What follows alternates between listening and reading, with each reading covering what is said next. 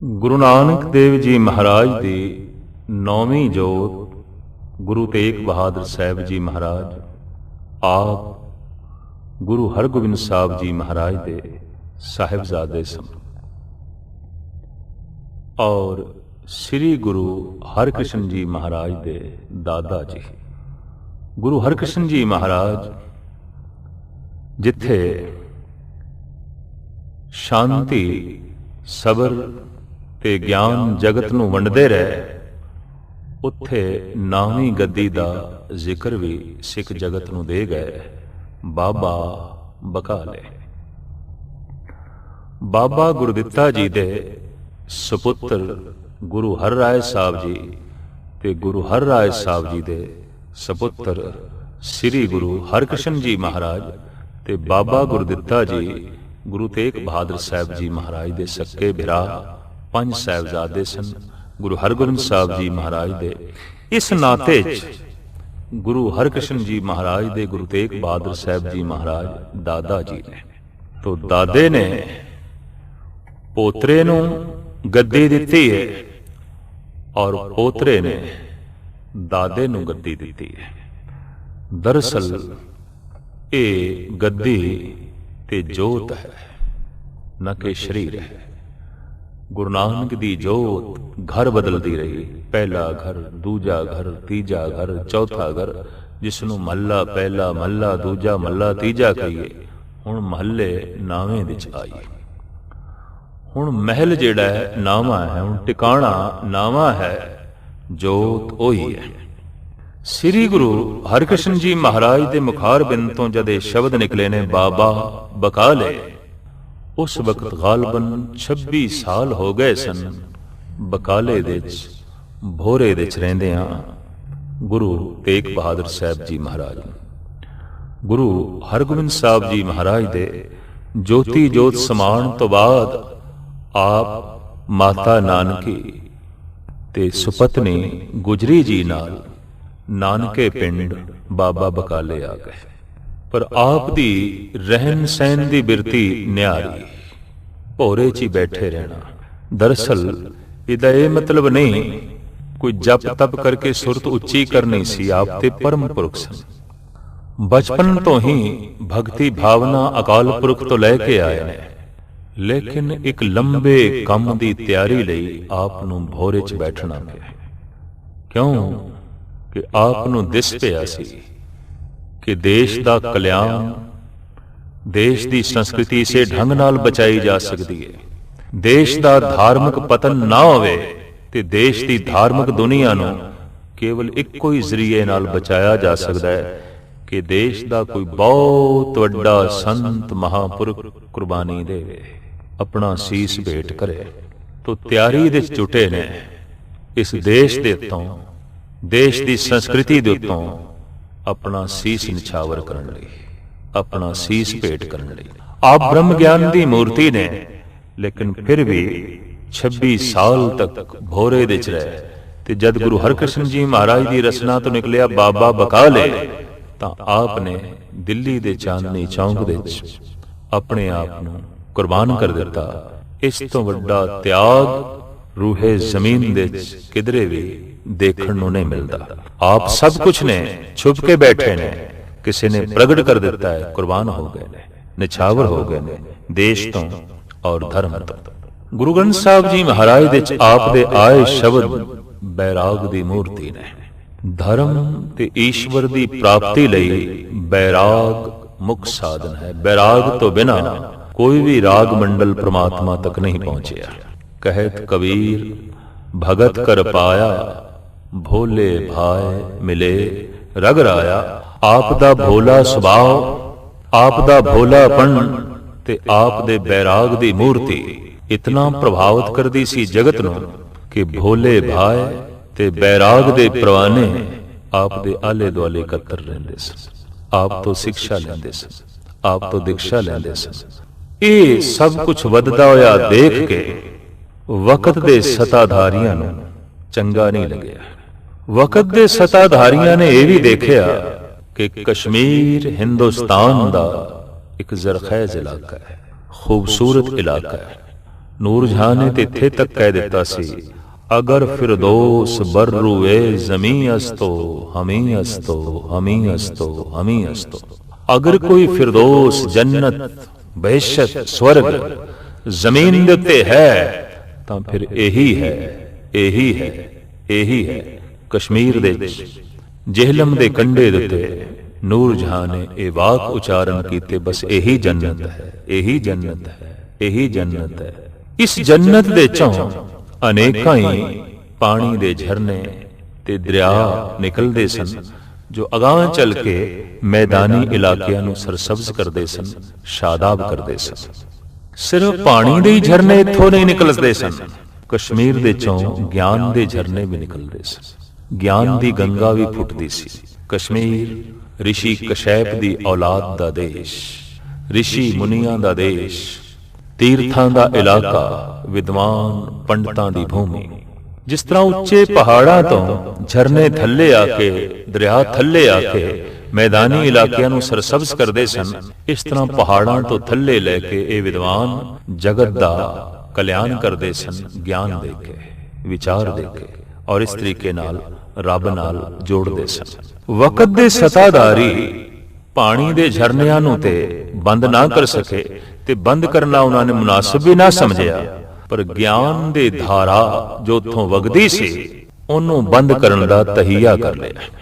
ਗੁਰੂ ਤੇਗ ਬਹਾਦਰ ਸਾਹਿਬ ਜੀ ਮਹਾਰਾਜ ਦੇ ਦਰਬਾਰ ਦੇ ਵਿੱਚ ਕਸ਼ਮੀਰ ਦੇ ਦਰਿਆ, ਕਸ਼ਮੀਰ ਦੇ ਝਰਨੇ ਫਰਿਆਦ ਲੈ ਕੇ ਆਏ, ਜਿਨ੍ਹਾਂ ਦੇ ਦਿਲ ਦਿਮਾਗ ਚੋਂ ਗਿਆਨ ਦੀ ਗੰਗਾ ਨਿਕਲਦੀ ਸੀ, ਨਾਮ ਦੇ ਝਰਨੇ ਚੱਲਦੇ ਸਨ, ਵਿਚਾਰ ਦੇ ਚਸ਼ਮੇ ਵਗਦੇ ਸਨ।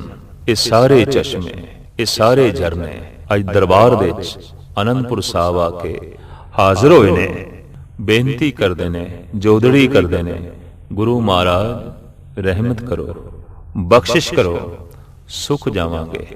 ਅਗਰ ਇਹ ਮਰੂ ਥਲ ਦੇ ਟਿੱਬੇ ਸਾਡੇ ਅੱਗੋਂ ਆ ਗਏ ਸਤਾ ਦੇ, ਤੋ ਸੁਖ ਜਾਵਾਂਗੇ, ਨੇਸਤੋ ਨਾਬੂਦ ਹੋ ਜਾਵਾਂਗੇ, ਸਾਡਾ ਗਮਨ ਬੰਦ ਹੋ ਜਾਏਗਾ, ਤੇ ਅਸੀਂ ਰਸਤੇ 'ਚ ਕਈਆਂ ਦੀ ਪਿਆਸ ਬੁਝਾਉਂਦੇ ਹੋਏ ਜੋ ਸਾਗਰ ਦੇ ਵਿੱਚ ਲੀਨ ਹੋਣਾ ਆਪਣਾ ਲਕਸ਼ ਸਮਝਿਆ, ਇਸ ਲਕਸ਼ ਦੀ ਪੂਰਤੀ ਨਹੀਂ ਹੋ ਸਕੇਗੀ, ਤੇ ਜਗਤ ਦੀ ਅਸੀਂ ਪਿਆਸ ਵੀ ਨਹੀਂ ਬੁਝਾ ਸਕਾਂਗੇ।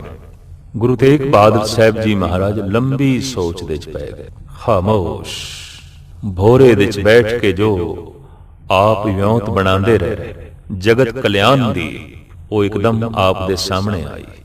ਆਪ ਅਜੇ ਸੋਚ ਹੀ ਰਹੇ ਸਨ ਕਿ 9 ਸਾਲ ਦੇ ਬਾਲਕ ਸ਼੍ਰੀ ਗੁਰੂ ਗੋਬਿੰਦ ਸਿੰਘ ਜੀ ਮਹਾਰਾਜ ਨੇ, ਅਜੇ ਆਪ ਗੋਬਿੰਦ ਰਾਏ ਨੇ ਬੇਨਤੀ ਕੀਤੀ, ਹਜ਼ੂਰ ਗੁਰਦੇਵ ਪਿਤਾ ਆਪ ਕਿਸ ਸੋਚਦੇ ਚ?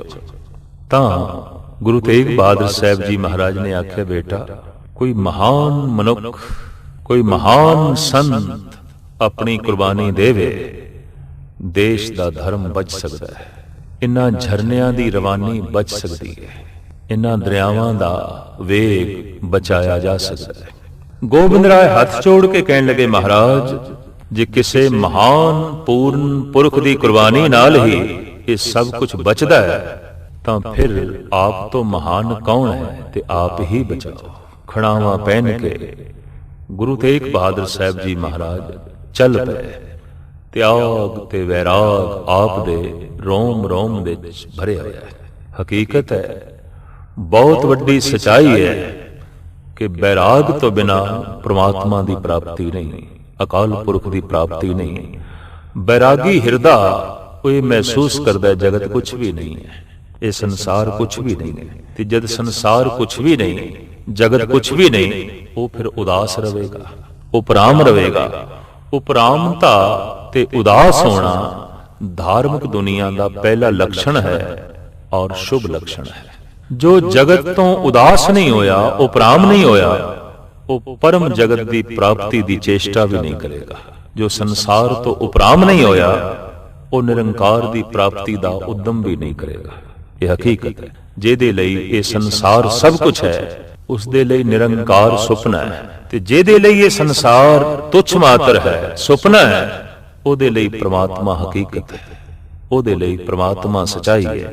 ਦੋ ਤਰ੍ਹਾਂ ਦੇ ਮਨੁੱਖ ਜਗਤ ਵਿੱਚ ਮਿਲਣਗੇ, ਕਿਸੇ ਲਈ ਸੰਸਾਰ ਸੁਪਨਾ ਹੈ, ਕਿਸੇ ਲਈ ਨਿਰੰਕਾਰ ਸੁਪਨਾ ਹੈ, ਕਿਸੇ ਲਈ ਪਦਾਰਥ ਸੁਪਨਾ ਹੈ, ਤੇ ਕਿਸੇ ਲਈ ਪ੍ਰਮਾਤਮਾ ਸੁਪਨਾ ਹੈ। ਇੰਜ ਕਹਿ ਲੋ ਸੰਤਾਂ ਲਈ ਪਦਾਰਥ ਸੁਪਨਾ ਹੈ ਤੇ ਆਮ ਸੰਸਾਰੀਆਂ ਲਈ ਪ੍ਰਮਾਤਮਾ ਸੁਪਨਾ ਹੈ। ਤੇ ਜੋ ਸੁਪਨਾ ਉਹਦੇ ਨਾਲ ਕੀ ਜੁੜਨਾ, ਜੋ ਸੁਪਨਾ ਹੈ ਉਹਦੇ ਉੱਤੇ ਕੀ ਮਾਣ ਕਰਨਾ। ਤੋ ਕਈਆਂ ਦੀ ਦ੍ਰਿਸ਼ਟੀ ਦੇ ਵਿੱਚ ਪ੍ਰਮਾਤਮਾ ਸੁਪਨਾ ਹੈ ਤੇ ਕਈਆਂ ਦੀ ਦ੍ਰਿਸ਼ਟੀ ਦੇ ਵਿੱਚ ਪਦਾਰਥ ਸੁਪਨਾ ਹੈ। ਤੇ ਜਦ ਪਦਾਰਥ ਸੁਪਨਾ ਪ੍ਰਤੀਤ ਦਿਖਾਈ ਦੇਵੇ, ਜਦ ਸੰਸਾਰ ਤੁੱਛ ਮਾਤਰ ਪ੍ਰਤੀਤ ਹੋਵੇ, तो उदास होना लाजमी है, फिर उपराम होना लाजमी है। साडे देश दे साधु संत महात्मा कोशिश करते रहे कि अंदर उदासीनता दा जन्म होवे, बैरागी बिरतियां दा जन्म होवे, उपरामता दा जन्म होवे। किसे उजाड़ दे चले जाइए, जंगल दे चले जाइए जिथे कोई मनुख ना होवे गलबात करन वाला, जिथे चारों पासे वहशत ही वहशत होवे, तन्हाई ही तन्हाई होवे। ओ तन्हाई, ओ उजाड़ मन नूं उपराम करे, उदास करे, ताकि निरंकार दी प्राप्ति अंदरों पैदा होवे, ताकि ईश्वर दी प्राप्ति दी धुन, ईश्वर प्राप्ति दी लगन अंदरों जन्म ले सके। आदि काल तो साडे देश विच इस तरह दे लोग घर बार नूं छड्ड के, बाजार महल माड़ियां नूं छड्ड के, गोशा तन्हाई पहाड़ां दियां कंदरां ते बियाबान जंगलां दे जांदे रहे, महज इस वास्ते कि उदासीन बिरती पैदा होवे, उपराम बिरती अंदर उजागर होवे। गुरु नानक देव जी महाराज दे एक साहिबजादे दा नाम बाबा श्री चंद, जिन्हां ने इस देश दे विच उदासीन परंपरा नूं जन्म दिता और आप दे साधुआं नूं उदासी साधु करके आख्या जांदा है। और ये उदासीन संप्रदा अज भी मौजूद है, जिसने गुरबाणी का महान प्रचार देश देशांतरां दे विच कीता। साहिब गुरु गोबिंद सिंह जी महाराज फरमान करते हैं कि उजाड़ दे च जाके, बयाबान जंगल दे जाके मन नूं उपराम करना है, उदास करना है, उस तो बेहतर है घर नूं ही जंगल समझ लिया जाए, घर नूं ही उजाड़ समझ लिया जाए। रे मन ऐसो कर सन्यासा, बन से सदन सवै कर समझो, मन ही माए उदासा। गुरु तेग बहादुर साहब जी महाराज उपराम, उदास ते बैराग दी मूर्ति सन।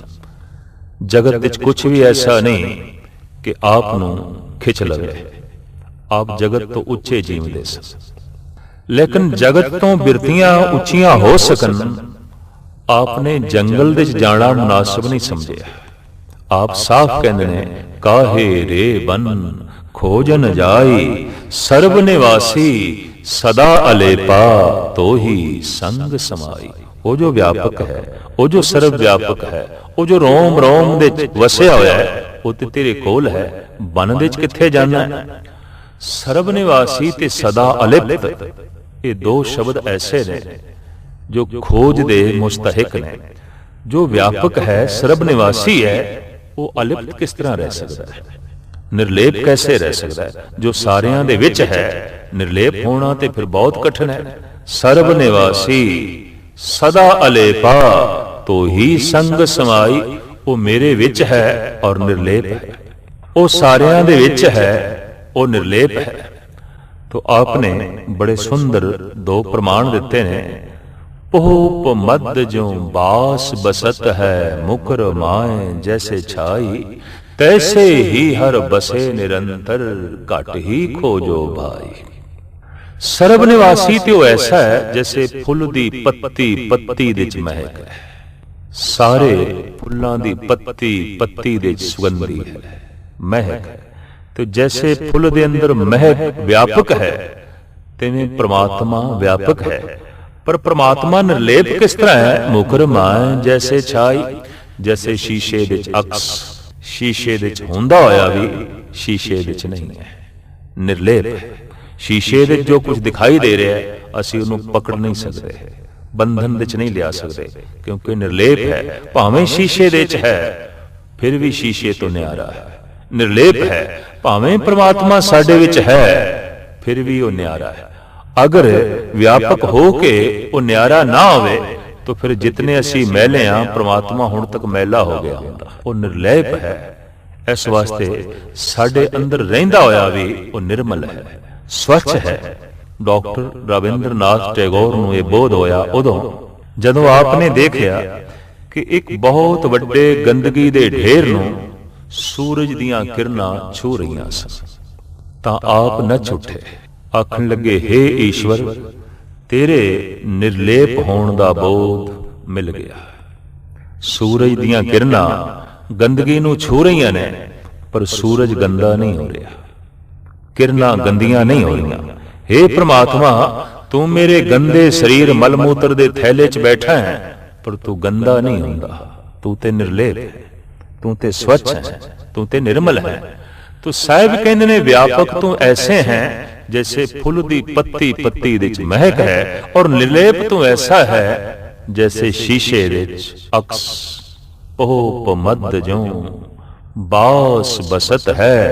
मुखर माए जैसे छाई, तैसे ही हर बसे निरंतर, घट ही खोजो पाई। साहिब गुरु तेग बहादुर साहब जी महाराज ने आनंदपुर साहब तो गवन आरंभ किया। रोहतक, हिसार, हांसी, फिर इत्थों गमन करदे करदे आप पहुंचे ने आगरा, जिस स्थान विच आप काफी समय तक टिके। उस स्थान का नाम है गुरुद्वारा माई था। बाहर एक चरवाहे नूं अंगूठी आपने भेंट की थी, और इस वास्ते भेंट की थी क्योंकि शाही लश्कर आप दी तलाश दे सी ते बहुत वड्डा इनाम रखिया गया सी। आपने उस चरवाहे नूं कहा, लै तूं अंगूठी भी लै ते मैनू पकड़ाउण दा बहुत वड्डा इनाम भी प्राप्त कर। साहिब गुरु तेग बहादुर साहब जी महाराज नूं गिरफ्तार किया गया, और आदि काल तो सताधारियां दी ते सतवादियां दी कदी बनी नहीं। भगतां ते संसारियां जोड़ कदे ना आया, जोड़ जुड़े नहीं। सताधारी ते सतवादियां दे टकराव आदि काल तो रहा है। राम ते रावण दा टकराव, कंस ते श्री कृष्ण दा टकराव, बाबर ते गुरु नानक दा टकराव, जहांगीर ते गुरु अर्जन देव जी महाराज दा टकराव, और वक्त दे सताधारी ते गुरु तेग बहादुर साहब जी महाराज दा टकराव। ध्रुव दा अपनी मतरेई मां नाल टकराव, ते प्रहलाद दा हरनाकश नाल टकराव। इस गल दा सबूत है कि सताधारियां ते सतवादियां दी कदी आपस दे च नहीं बनी। ये दो दिशावां ही वख-वख ने। साहिब गुरु तेग बहादुर साहब जी महाराज सच्चाई दे मुजस्मे, सत दी मूर्ति, ते दूसरे पासे केवल सता है। सता दा मतलब है मैं दूसरे नूं जितना है, ते सत दा मतलब है मैं अपने आप नूं जितना है। हैन चाहुंदे ते दोवें ही जितना है, चाहिदा ते दोवां नूं ही कामयाबी है, सफलता जित चाहिए। फर्क सिर्फ इतना है, एक जगत नूं जितना चाहता है, एक अपने आप नूं जितना चाहता है। एक जगत ते हुक्म करना चाहता है, एक अपने आप ते हुक्म करना चाहता है। एक जगत नूं गुलाम करना चाहता है, एक अपने मन नूं गुलाम करना चाहता है, अपने इंद्रियां नूं गुलाम करना चाहता है। लेकिन जो जगत नूं गुलाम करता है, वो किसी हद तक इंद्रियां दा स्वयं गुलाम होता है, वो मन दा स्वयं गुलाम होता है। इस वास्ते सारी दुनिया ते हुक्म करने वाला मनुख अपने मन ते हुक्म करना उस लई औखा हो जाता है। ते गुरु नानक देव जी महाराज कहते ने, जिसदा कहना उसदा मन नहीं मनदा, उहदे इंद्रिय नहीं मनदे, उहदा जगत नूं जित लेना भी फोका है, झूठ है। दरअसल जगत दी जित ते इसते खड़ी है, मन जीते जग जीत। मन दी जित नाल ही जगत दी जित खड़ी है। भावें मनुख बहुत कुछ काबू कर लैंदा है, लेकिन मन नूं काबू करना बहुत वड्डा काम है। ते गुरु तेग बहादुर साहब जी महाराज दे संबंध नाल एक बार दी रचना, मन लो छे बुरियाइयां गुर शब्दी एह मन होड़िए। देखो मनुख ने नथ पा के बैल नूं काबू कीता है, लगाम पा के घोड़े नूं काबू कीता है, अंकुश रख के हाथी नूं काबू कीता है। अजोके युग दे च रेलां मोटरां गड्डियां मनुख दे काबू दे च ने। ये ठीक है कि रेल चलदी ते इक्को ही थां तो है जिथे इंजन है, पर रोकण दा आला ते हर डब्बे च मौजूद है। जिथे खिंची चेन गड्डी रुक गई। जो चल रही है उदा काबू दे च होना बहुत लाजमी है, वरना उस तो सुख नहीं उठाया जा सकता। ਪਰ ਹੈਰਾਨਗੀ ਦੀ ਗੱਲ, ਹਾਥੀ, ਘੋੜੇ, ਰਿੱਛ, ਬੰਦਰ ਔਰ ਸ਼ੇਰ, ਬੈਲ ਔਰ ਖੋਤੇ, ਇਹ ਤੇ ਬੰਦੇ ਦੇ ਕਾਬੂ 'ਚ, ਲੇਕਿਨ ਬੰਦੇ ਦਾ ਮਨ ਬੰਦੇ ਦੇ ਕਾਬੂ 'ਚ ਨਹੀਂ ਹੈ। ਇੱਥੋਂ ਹੀ ਗੱਲ ਸਪਸ਼ਟ ਹੋ ਗਈ ਕਿ ਮਨ ਉਹੀ ਕਾਬੂ ਕਰਦਾ ਹੈ ਜੋ ਮਹਾਬਲੀ ਹੁੰਦਾ ਹੈ, ਸੂਰਮਾ ਹੁੰਦਾ ਹੈ। ਔਰ ਇਹ ਇੱਕ ਵਕ ਦਿਸ਼ਾ ਹੈ। ਇੱਕ ਸੰਸਾਰ ਨੂੰ ਜਿੱਤਣਾ ਚਾਹੁੰਦਾ ਹੈ, ਇੱਕ ਮਨ ਨੂੰ ਜਿੱਤਣਾ ਚਾਹੁੰਦਾ ਹੈ। ਸੰਸਾਰ ਨੂੰ ਜਿੱਤ ਕੇ ਧਨ ਦੀ ਪ੍ਰਾਪਤੀ ਆਉਂਦੀ ਹੈ, ਮਨ ਨੂੰ ਜਿੱਤ ਕੇ ਪ੍ਰਮਾਤਮਾ ਦੀ ਪ੍ਰਾਪਤੀ ਹੁੰਦੀ ਹੈ, ਅਕਾਲ ਪੁਰਖ ਦੀ ਪ੍ਰਾਪਤੀ ਹੁੰਦੀ ਹੈ, ਈਸ਼ਵਰ ਦੀ ਪ੍ਰਾਪਤੀ ਹੁੰਦੀ ਹੈ। ਤੋ ਜੈਸੇ ਆਦਿ ਕਾਲ ਤੋਂ ਸਤਵਾਦੀਆਂ ਤੇ ਸਤਾਧਾਰੀ ਦੀ ਨਹੀਂ ਬਣੀ, ਗੁਰੂ ਤੇਗ ਬਹਾਦਰ ਸਾਹਿਬ ਜੀ ਮਹਾਰਾਜ ਤੇ ਔਰੰਗਜ਼ੇਬ ਦੀ ਵੀ ਨਹੀਂ ਬਣੀ। ਹਿੰਦੀ ਦੇ ਪ੍ਰਸਿੱਧ ਸ਼ਾਇਰ ਕਵੀ ਭੂਸ਼ਣ ਨੇ ਔਰੰਗਜ਼ੇਬ ਬਾਰੇ ਜੋ ਕੁਝ ਲਿਖਿਆ ਹੈ ਉਹ ਇਹ ਹੈ, हाथ तस्बीह लिए प्रात उठे बंदगी को, आप ही कपट रूप कपट सो जप के। आगरे में जाए दारा चौक में चिनाए लियो, छतर हूं छनायो मानो मरे बूढ़े बप के। कीनो है सगोत घात सो मैं नाही कहूं फेरी, फील पर तुरायो चार चुगल के गप के। भूषण भनत छर छंदी मती मंद माहा, सौ सौ चूहे खाए के बिलारी बैठी तप के। हुण तू तस्बीह लेके बैठा, हुण तू 5 वक्त दी नमाज पढ़दा, रोजे रखदा, पर वेख ते सही तू पिता नू कैद कीता है, बिरावां नू कतल कीता है, भरजाइयां नू कैद कीता है, और अगां चल के इसने अपने पुत्र बहादुर शाह नू भी कैद कीता। किधरे भरावां दी तरह, प्यो दी तरह ये पुत्र भी वारस बनन दी कोशिश ना करे। राजनीति ते स्वार्थ ते खड़ी है ते धर्म पर स्वार्थ ते खड़ा है। धर्म दा ते मतलब है दूजियां दे हित लई सोचना, राजनीति दा मतलब है अपने हित लई सोचना। तो स्वार्थी होवेगा तो सतवादी ते सताधारी दा टकराव होया। इस टकराव दे वक्ती तौर ते हमेशा सतवादी हारदे आए ने। संसार दा इतिहास पढ़ के देखो, सत दी मूर्ति राम बन बन दियां ठोकरां खा रहे ने, पर झूठी मंत्रा ते कैकई सिंघासन ते बैठी है, महलां विच बैठी। सच दी मूर्ति प्रहलाद जेल दी तंग तारीक कोठड़ी विच है, पर झूठा हरनाकश सिंघासन ते बैठा। सच ते बैराग दी मूर्ति ध्रुव जंगलां दी ठोकरां खा रहा है, साधना कर रहा है, पर झूठी मतरेई मां महलां विच बैठ के ऐश कर रही है, आराम कर रही है, सुख मान रही है।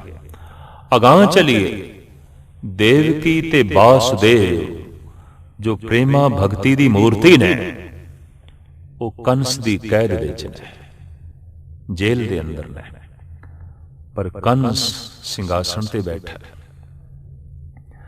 जेल दी तंग तारीक कोठड़ी दे च ही सच दी मूर्ति श्री कृष्ण दा, द्वापर दे अवतारी पुरुष दा जन्म होया है। हैरानगी दी गल जद मैं इस ढंग नाल पढ़दा कि जेल दे विच ही वक्त दे सताधारियां दी जेल दे च गुरु तेग बहादुर साहब जी महाराज ज्योति जोत समाए, उन्हां दा अंत होया है, ते जेल दे विच ही श्री कृष्ण दा जन्म होया है। ते मैनूं कहना पैंदा है सच दा जन्म होंदा है ते जेल दे विच होंदा है, सच दा अंत होंदा है तो जेल दे विच होंदा है। सत दी हार भी असल दे विच जित है, और झूठ दी जित भी असल दे विच हार है। साहिब गुरु नानक देव जी महाराज दे बोल, कूड़ ने खुट्टे नानका ओढ़ के सच रही। आप दिल्ली दे चांदनी चौक दे शहीद की होए, समुचे देश नूं चानना वंड गए। सूरबीरता दा, बहादरी दा, अणख दा, गैरत दा सुत्ती हुई कौम नूं आपने जगाया। आप दी शहादत दे नाल ही सिखी दा जो स्वरूप बनया वो केशाधारी बनया, और संत सिपाही की शक्ल गुरु गोबिंद सिंह जी महाराज ने बकायदा बख्शिश कर दी, ताकि आइंदा लई ये सत ते सता इक्को ही थां ते रहे और सतवादी सताधारियां दे हत्थों बेजार ना हुंदा रहे, औखा ना हुंदा रहे। साहिबां दा धड़ चुक के लखी शाह वणजारा लिया और उन्हें अपने पिंड दे अपने मकान दे अंदर रख के मकान नूं ही अग ला दी।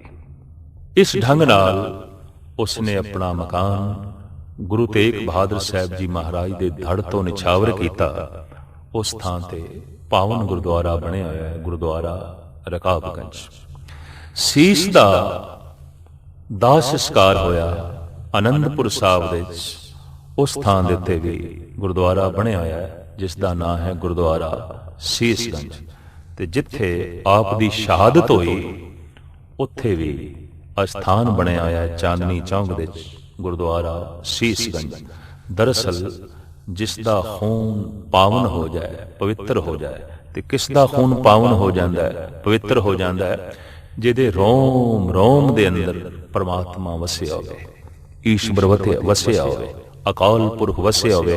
जैसे नामदेव जी महाराज कहते ने, 10 बैरागन मोहि बस कीनी, पंचों का मिटनाओ, 70 दोए भरे अमृतसर, बिख को मार कढाऊं, पाछे बहुर ना आवन पाऊं। ये जो 72 मोटियां नाड़ा ने, नामदेव कहते ने खून नहीं गर्दिश कर रहा, अमृत गर्दिश कर रहा। खून पाक हो गया, पवित्र हो गया, अमृत हो गया। एक शायर का कहना है, एक बूंद गर चाहे तो तूफान बन जाए, एक फूल गर चाहे तो गुलिस्तान बन जाए, एक खून के कतरे में वो तासीर है, एक कौम की तवारीख का अनवान बन जाए। अगर उछाल आ जाए सही किसी पाक पवित्र खून दे तां वो कौम दा ते देश दा अदुੱਤੀ इतिहास बन जाता है, गैरत ते अणख बन जाता है, हिम्मत ते दलेरी बन जाता है। साहिबां दा ये पावन खून जिथे डुलिया, उत्थों दी धरती इतनी पावन हुई है कि लोकी श्रद्धा नाल जद मत्था टेक देन तो रसना तो निकलदा है धन गुरु तेग बहादुर साहब। धन गुरु तेग बहादुर साहब वो स्थान अज तीर्थ है, हर राहगीर नूं अपनी तरफ खिंचदा है, प्रेरदा है, और उत्थे बैठ के मन विच त्याग दी भावना दा जन्म होंदा है, बैराग दीआं भावनावां दा जन्म होंदा है। साहिब गुरु तेग बहादुर साहब जी महाराज दा चिंतन करदिआं होइआं बैराग तारी हो जाता है, और बैराग तारी होंदिआं ही हर तरह के सुख की प्राप्ति होंदी है। तदी ते वार दे अंदर बकायदा गुरु गोबिंद सिंह जी महाराज ने लिखा है, गुरु तेग बहादुर सिमरिए घर नौनिध आवे धाय। तो नौनिध की है? परमात्मा दा नाम, नौनिध अमृत प्रभ का नाम देही में इसका विश्राम। गुरु तेग बहादुर साहब दा चिंतन नाम दा चिंतन करा देंदा है, नाम नाल जोड़ देंदा है, और जगत तो बैरागी बिरतियां दा जन्म उजागर हो जाता है। साहिब गुरु तेग बहादुर साहब जी महाराज तन करके संसार दे लीन होए, आत्मा करके गुरु गोबिंद सिंह जी महाराज दे जा विराजमान होए, और आप दी 10वीं जोत, गुरु नानक दी 10वीं जोत गुरु गोबिंद सिंह जी महाराज होके उजागर होए, और अदुੱਤੀ संदेश ते उपदेश आपने जगत नूं दिता।